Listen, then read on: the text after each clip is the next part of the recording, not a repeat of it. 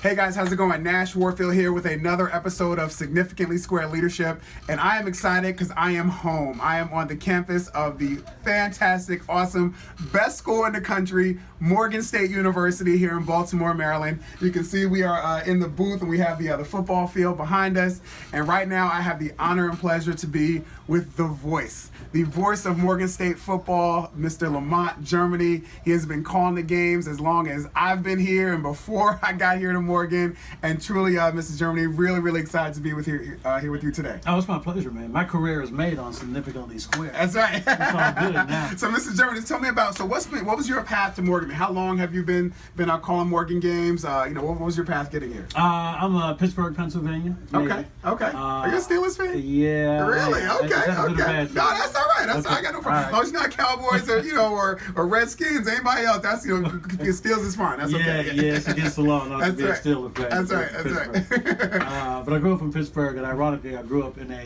radio household. My father was a DJ in Pittsburgh, where I grew up. He later was a DJ in Washington, D.C., and in New York. Okay. And ever since I can remember ever wanting to do anything, I wanted to be on the radio. I just wanted to do what Daddy did. Right. And so he would take me to radio station within the work when I was growing up, and I was just always fascinated by it.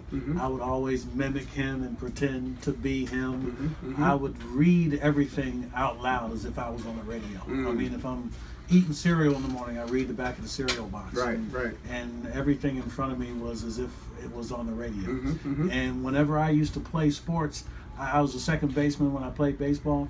Not only was I playing second base, but I also announced the game while playing the position at the same time.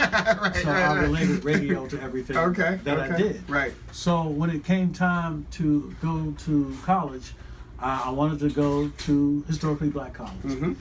I didn't want to go too far away from home. Right. I wanted to be away. Yeah. But if I needed to go back home and see Mama, I was close enough I could. But far enough so that they couldn't come see you every weekend. Yeah, that was the same thing for me. I'm from Jersey and coming to Baltimore. That was the reason. Absolutely. It was close enough. It wasn't going to cost me $1 million. That's right. That's far right. enough that you're away. Exactly. And so I started searching for HBCUs that were relatively close.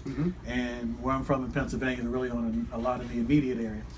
So about 4 hours away was Morgan State University. Did have a cousin who lived here. So I came down over the summer, had an opportunity to check out the campus. At the time, the on-campus radio station hadn't started yet. It was just a rumor that it was going to start. Okay. And so that excited me because I thought maybe the doors would be open when in a new enterprise. And that was the case. About a year after I got here, the radio station opened its doors. And at that time, they kind of opened it up to everybody who showed interest, inclination. Right. And that was me.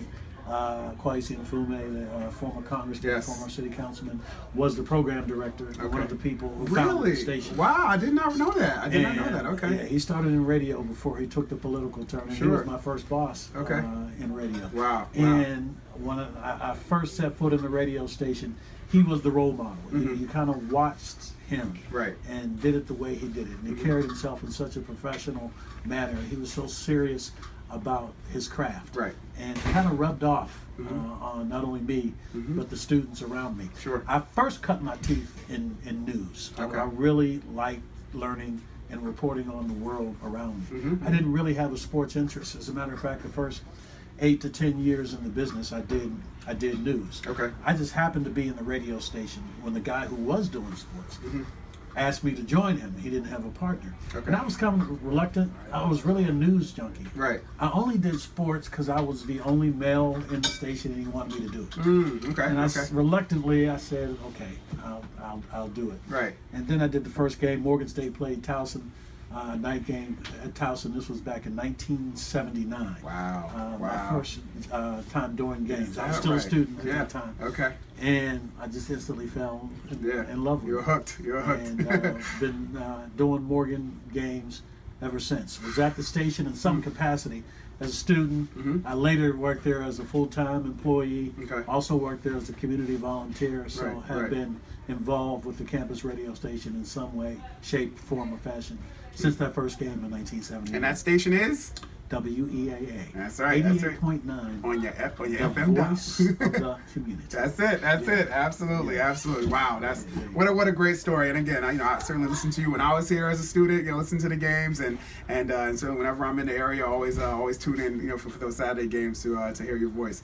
So tell me about obviously it's about living a life of significance and making a difference. And how have you? What does that mean to you to live a life of significance, to make a difference in the world? Obviously with what you've done and all the things you've seen, over the years. I think having a microphone in your hand carries with it responsibility. Mass media is just that. It reaches the masses.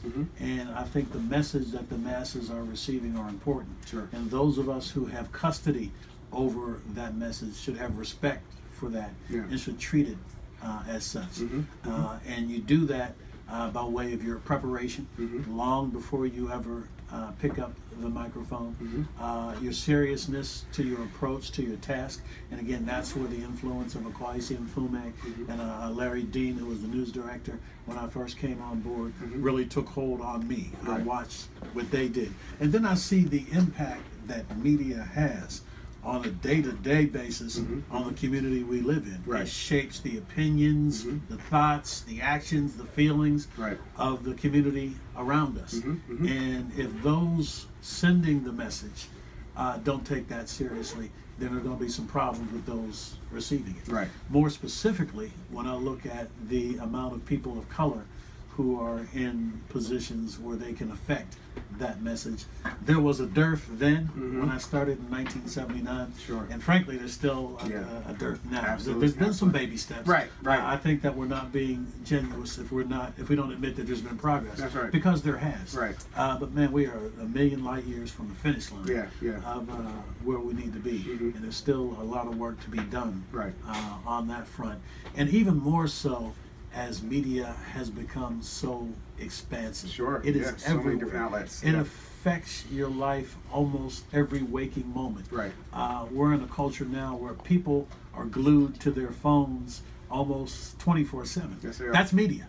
And people are consuming media in their phones, going online, downloading YouTube, where people are watching us now. That's right. Media was what people consume constantly. So that message that we're sending is crucial, and I think the purveyors of the message have to take it seriously. And I do.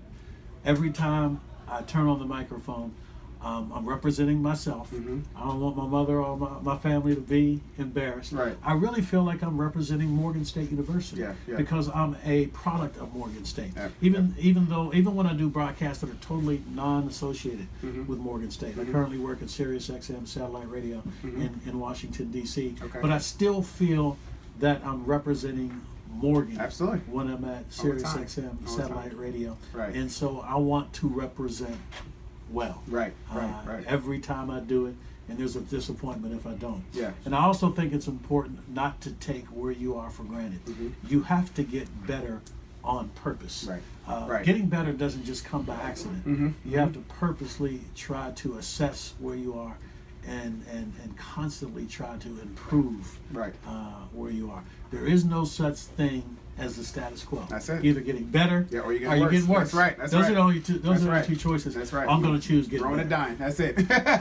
Absolutely. And that clearly speaks to you being a square and the way you stood out. With your preparation and again and just the passion that you have, and it comes across when you're just listening to the games. I mean, you can tell this is somebody who loves what he does and really just has a deep seated passion for things. It's funny you should say that, because even though I've been doing it for so long, every game is still like Christmas morning to me. You know how Christmas you can't wait to get up when you. That's right. I still can't wait. It's like Christmas to me every time there's a game. And I approach it with that same enthusiasm, and that same responsibility.